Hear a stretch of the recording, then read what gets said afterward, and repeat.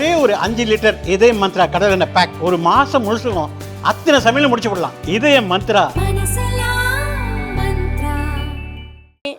விதவிதமாக உடை அணிந்து இதெல்லாம் நடந்து கொண்டு இருக்கிறது தமிழகத்தில். ஆனால் அவர் விதவிதமாக ஷூட் பண்ணி கொண்டு இருக்கிறார். இங்கே விதவிதமாக குற்றங்கள் நடந்து கொண்டு இருக்கிறது. சாலையில் போக தான் முடியல. யார் அந்த கார்னு கேட்டுக்கிட்டு இருந்தோம். இப்போ எங்கே அந்த பள்ளம்னு கேட்குற அளவுக்கு சாலையில் போகிற இடத்துல காரில் போவது கூட நடந்து போனாதான் பாதுகாப்பு இல்லைன்ற ஒரு சூழ்நிலை இருந்தது. இன்னைக்கு சாலையில் காரில் போகிறது கூட பாதுகாப்பு இல்லை. சாலை திடீர்னு உடஞ்சி உள்ளே உழுது. அதனால் எல்லாருமே இப்போ நம்ம பார்க்கும்போதே சாலையில் நம்ம பத்திரமா போகிறோமா, காலையில் சாலையில் பத்திரமா போகிறோமா அப்படின்னு நமக்கு பயமாக இருக்குது. அப்படிப்பட்ட நேரத்தில் தான், அப்படிப்பட்ட அழகில் தான் தமிழகத்தில் உள்ள அடிப்படை கட்டமைப்பு இருக்கிறது. ஆனால் இவர்கள் வேண்டுமென்றே இன்னைக்கு மத யானை, புதிய கல்விக் கொள்கை, தேசிய கல்விக் கொள்கை என்ற மத யானையம். ஆனால் நான் இன்னைக்கு காலையில் ஒரு அறிக்கை கொடுத்துருக்கிறேன். மன வேதனையாக இருக்கிறது. எல்லா மாநிலங்களும் அந்த புதிய கல்விக் கொள்கையோட நல்லவற்றை எடுத்துக்கொள்ள ஆரம்பமாகிவிட்டது. ஆனால் தமிழை வளர்க்கிறோம் என்று ஏறக்குறைய 8 லட்சம் குழந்தைகள் தமிழில் பாஸ் பண்ணவங்களில் வெறும் 8 பேர் தான் 100க்கு 100 வாங்கியிருக்கிறாங்க. ஆக நீங்கள் தமிழை எப்படி வளர்க்கிறீர்கள்? மதுரையில் ஒரு பள்ளியில் தமிழாசிரியர் இல்லாததுனால தமிழில் மாணவர்கள் தோல்வி அடைந்திருக்கிறார்கள். இவங்க தான் இன்னைக்கு கேந்திரிய வித்யாலயை பற்றி பேசி கொண்டு இருக்கிறார்கள்.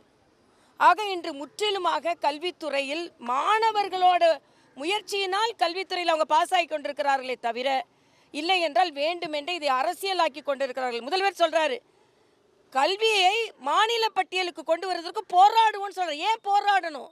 ஏறக்குறைய 18 ஆண்டுகள் மத்தியில் ஆட்சியில் அங்கம் வகித்தீர்களே, ஏன் அப்போ அதை கொண்டு வரலை? அதனால் இப்படி பல கேள்விகளை எங்களால் கேட்கலாம். ஆனால் இன்றைய காலகட்டத்தில் எல்லாத்தையும் அவர்கள் அச்சுறுத்தி கொண்டிருப்பது டாஸ்மாக் ஊழல்.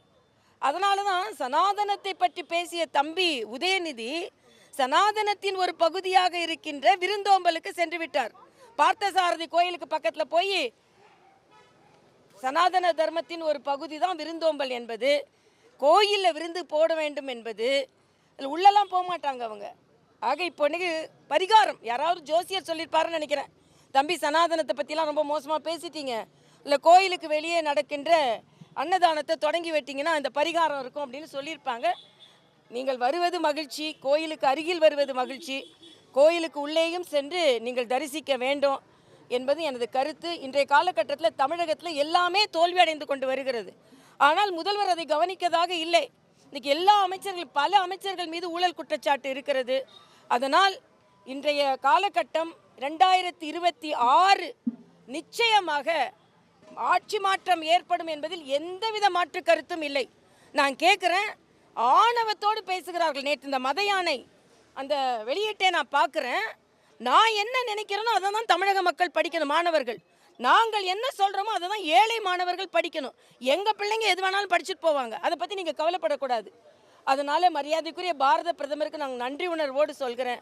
இந்த புதிய கல்விக் கொள்கை ஏற்றத்தாழ்வுகளை நீக்குவது, இதை நிச்சயமாக இங்கே கொண்டு வர வேண்டும். பாண்டிச்சேரியில் 99% அரசு பள்ளி மாணவர்கள் பாஸ் ஆகியிருக்கிறாங்க.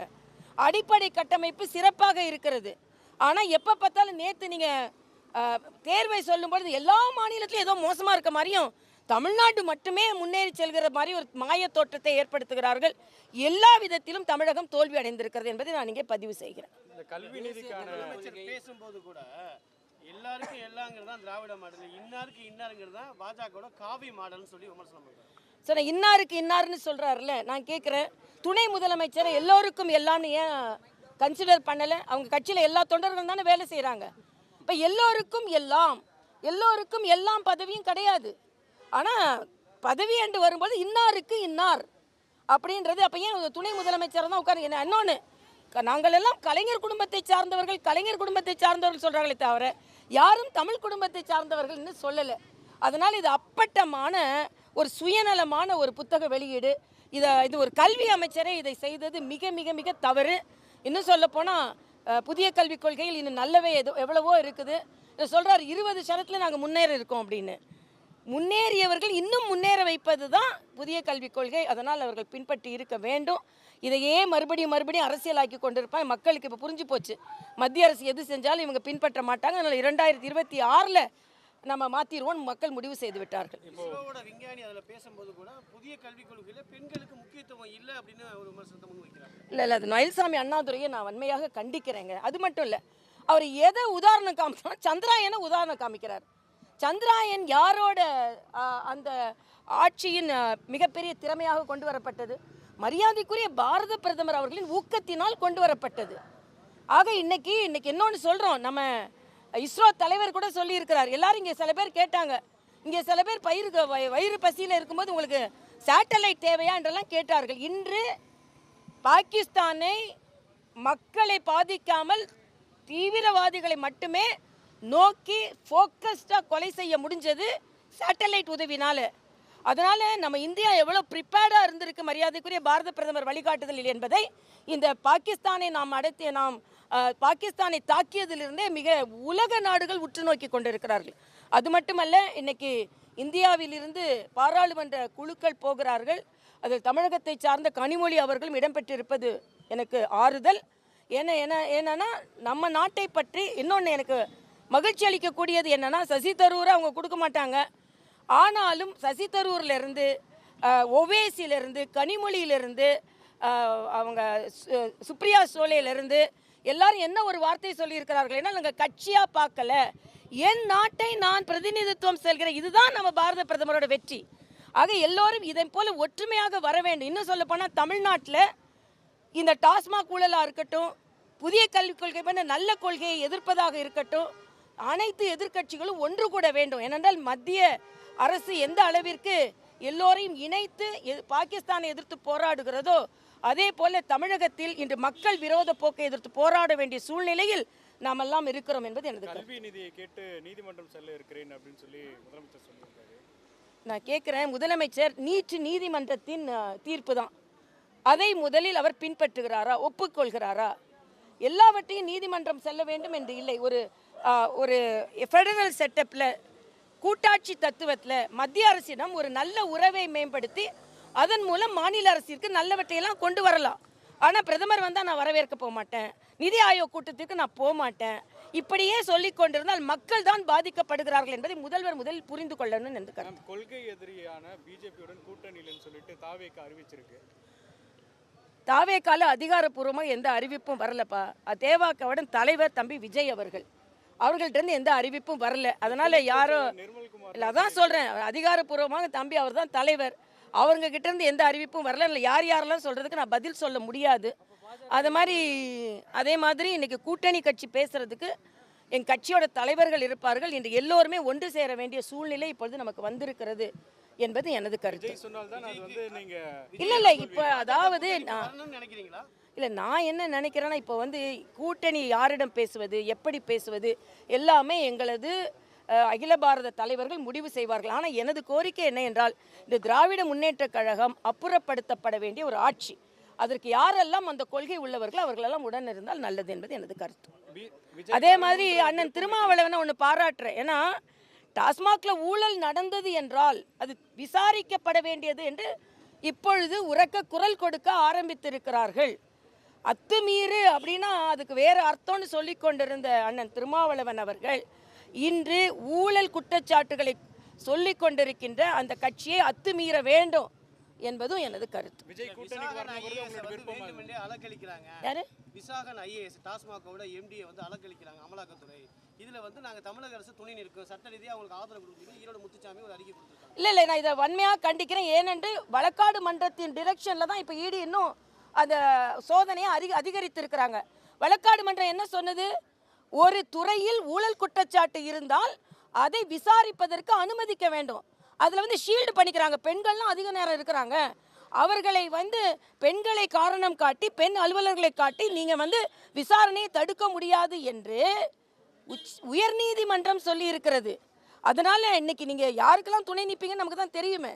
யாரெல்லாம் கூட இருந்தாங்க 1000 கோடி ஊழல்ல, இன்னைக்கு யாரெல்லாம் உங்களோட திரைப்படத்திற்கு ஃபினான்ஸ் பண்ணாங்க, இன்னைக்கு ரெட் ஜெயண்ட் யார் இது அப்படின்றதுல ஒரு மிகப்பெரிய கேள்விக்குறி வந்து கொண்டு இருக்கிறது. இன்னும் பெரிய பெரிய ஜெயண்ட்லாம் வரப்போகுது, பார்த்து கொண்டு தான் இருக்க போகிறீர்கள். அதனால மக்கள் வரி பணம் யாரெல்லாம் சுருட்டினார்களோ அவர்கள் நிச்சயமாக பதில் சொல்லி ஆக வேண்டும். ஈடிட்ட கேளுங்கப்பா. அதிமுக பாஜக வந்து கூட்டணி இல்ல, அது இபிஎஸ்க்கு அமித்ஷாவுக்கு போடப்பட்ட ஒரு ஒப்பந்தம். கீழே இருக்கக்கூடிய தொண்டர்கள் இந்த கூட்டணியை ஏத்துக்கலன்னு சொல்லி திரு ஆர்.எஸ். பாரதி ஒரு விமர்சனம் வச்சிருக்காரு. ஆர்.எஸ். பாரதிட்ட நான் ஒன்று கேட்குறேன், காங்கிரஸ்ல உங்கள்கிட்ட இருக்க கூட்டணி என்ன கூட்டணி? ஒப்பந்தமா? நீங்க இலங்கையில தமிழர்களை சுட்டுக் கொன்ற காங்கிரஸோடு கூட்டணி வைத்திருக்கிறீர்கள், என்ன நியாயத்தில் வைத்திருக்கிறீர்கள்? இதை உங்க ஸ்டாலினையே உள்ள போட்டாங்களே எமர்ஜென்சி பீரியட்ல, எதை வைத்து நீங்கள் கூட்டணி வைத்திருக்கிறீர்கள்? நீங்கள் வைத்திருக்கிறது ஒப்பந்தம். இன்னும் சொல்ல போனா அச்சுறுத்தி ஒப்பந்தம் நீங்க தான். இன்னைக்கு அண்ணன் திருமாவளவன் பேச ஆரம்பித்திருக்கிறார். ஆர்.எஸ். பாரதி சொல்றாரு, இன்னைக்கு கார்த்திக் சிதம்பரம் சொல்றாரு எங்களுக்கும் பங்கு வேணும்னு. அதனால் திமுக கூட்டணி இப்போ விலவெழுத்து போயிருக்கிறது. அதனால ஆர்.எஸ். பாரதி எதையாவது ஒன்றை சொல்லி கொண்டிருப்பார், அவ்வளவுதான். நன்றி. பாமகவுல அன்புமணிக்கு ராமதாஸுக்கு விரிசல் வந்து அதிகமாயிட்டே போகுது. அது எப்படி பார்க்குறீங்க? ஏற்கனவே தேசிய ஜனநாயக கூட்டணியில் இருந்த கட்சி இல்லை, நான் அது விரிசல்லாம் பார்க்கல. அது ஒரு கட்சியில சில கருத்து பரிமாற்றங்கள் இருக்கலாம், அது எல்லாம் சரியாயிடும், அவ்வளவுதான். தேசிய ஜனநாயக கூட்டணியில் நீடிக்கிறாங்களா பாமக? இல்லை, அதுதான் நாங்கள் வந்து யார் யாரெல்லாம் எங்களோடு இருந்து இப்போ எங்களோட தானே இருக்கிறாங்க, எங்களோட தானே இருந்தாங்க அவங்க. இப்போ சமீபத்து கூட்டணியில் எங்களோட தானே இருந்து கொண்டு இருக்கிறார்கள். அதனால ஒன்று